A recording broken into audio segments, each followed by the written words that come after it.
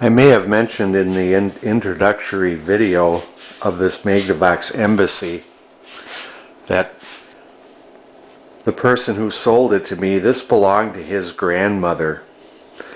So it's a family piece. I got it from the original family that owned it. He, however, kept it in his basement for a while and then decided to sell it. And when it was in the basement, apparently some water damage had gotten to the top of it somewhere along the line, and then these deep scratches in the finish was when they moved it out of the basement to his garage so that he could sell it. And I have to say that it's too bad that a family piece like this would come to this. You know, this was a very high-end piece of furniture and equipment in its day. And to treat it like that, well, anyways, that's how it goes. Out with the old and in with the new, I suppose. But what I'm doing at this point, I'm going to try using this restore finish on the top, but I really have doubts at how well that's going to work. For one reason, there's so little of the surface finish left. So I think the most I'm going to be able to do with this, unless I completely strip the top and refinish it, which I really am hesitant to do, I have a feeling that the results of that are not going to be the best. And here what I'm doing is I'm preparing to glue the corners of the veneer, which started to lift up from the water damage. It's lifting up on either corner on the top, and of course I'm masking it off for the glue. So that'll be the first step of trying to get the top of this Magnavox Embassy in better condition than it is. I've refinished a lot of things, but I don't consider myself to be an excellent refinisher. To make the top of this look as good as the sides once were, and there's scratches in the sides, but that could be covered up with Old English. But like I say, to get that top looking decent again, that's going to be a real challenge. I'll see what I can do with it. The thing that I am going by right now is I can't make it any worse than it is. The only thing I could do is improve it and make it better.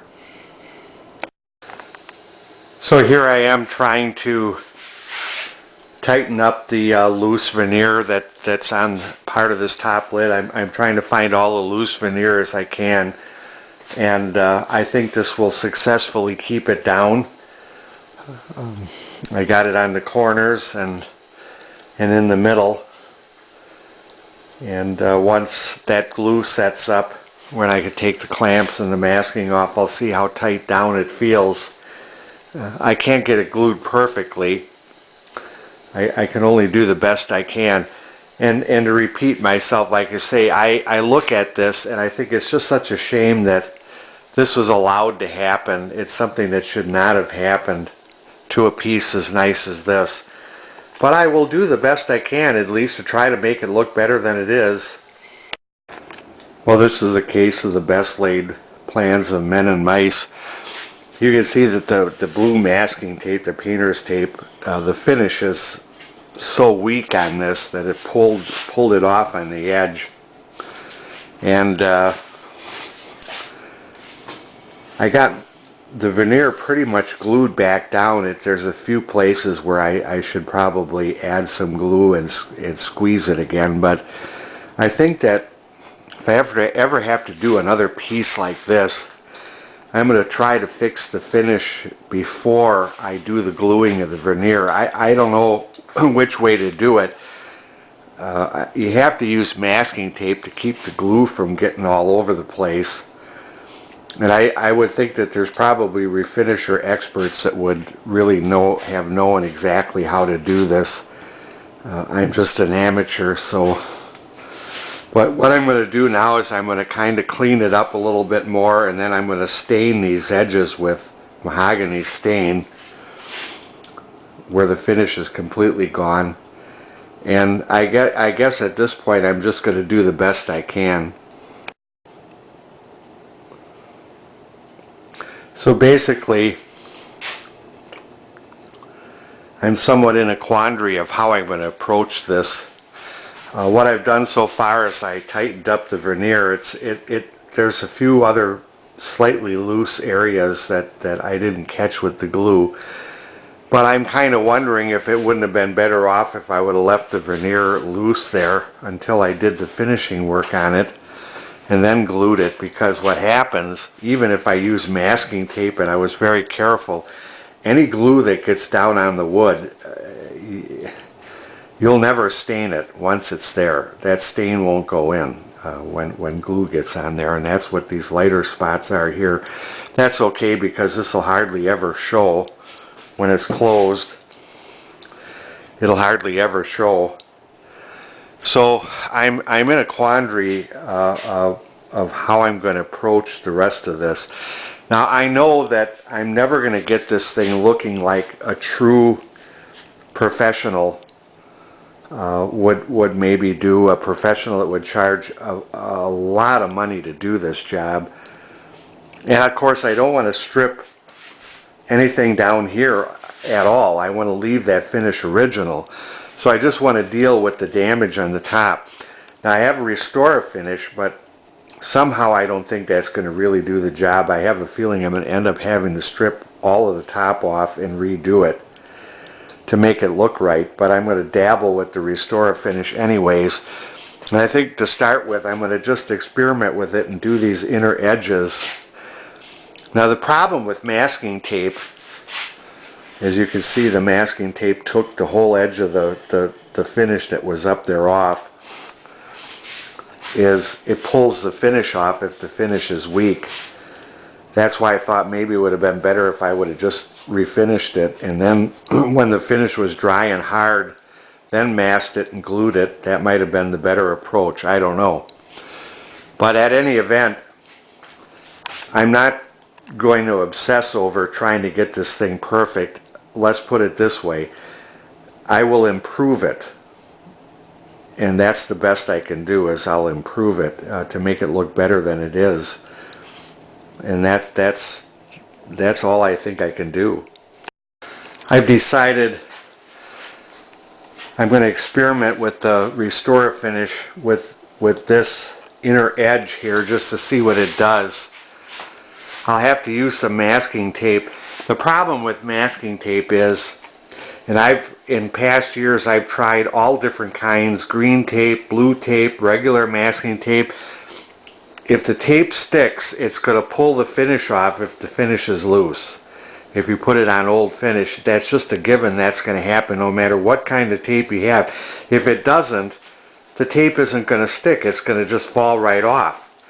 So either the tape works or it doesn't, and if it works, it's going to pull finish off. So when I did the re-gluing of some of the veneer on that top lid that I just took off there, I realized that maybe I should have tried to see if I could fix the finish before I masked it and glued the veneer. I don't know. I really don't know which way to approach it. But anyways, what I'm at right now is I want to take the turntable, the changer mechanism out. In order to do that, I see that I'm going to have to take the radio out as well, because one of the screws that holds the changer mechanism in place is in front of where the radio is. So I have to take the radio out first and then take the changer mechanism out. And how does the radio come out? Well, it comes out through the front. You got to take these side pieces of wood out. That's why they've got screws. Someone else obviously had been working on this thing because it's kind of boogered up. I'll unbooger it when I put it back together, but this radio must come out the front. And the radio is out. Came out the front. you can see the water damage that's been done. It's a shame. A fine piece like this just left. I would love to know how this happened. And of course, when the man moved it out of his basement, they scraped up the top even worse. So I've got my I've got a job on my hands here. I'm only hoping that I can just make it better than it is.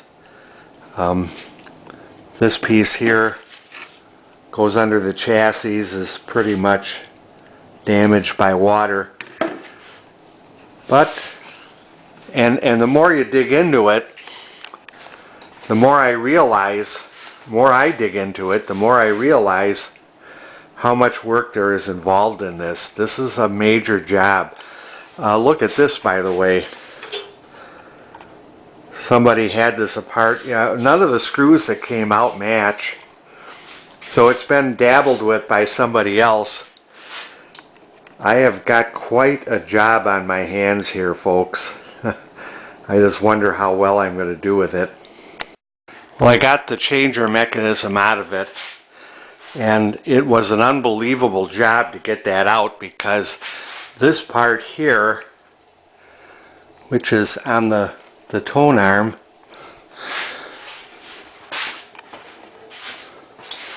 would not go past this.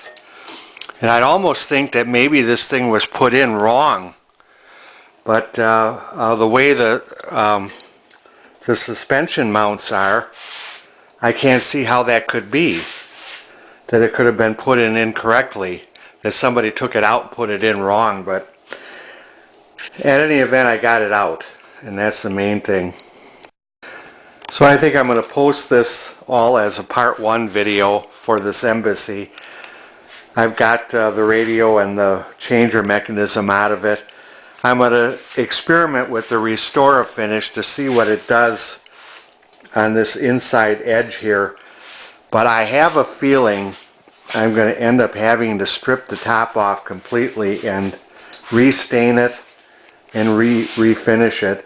It'll never match the bottom. I'll never get it to match the bottom, but at least I think I could get it to where it looks better than it is.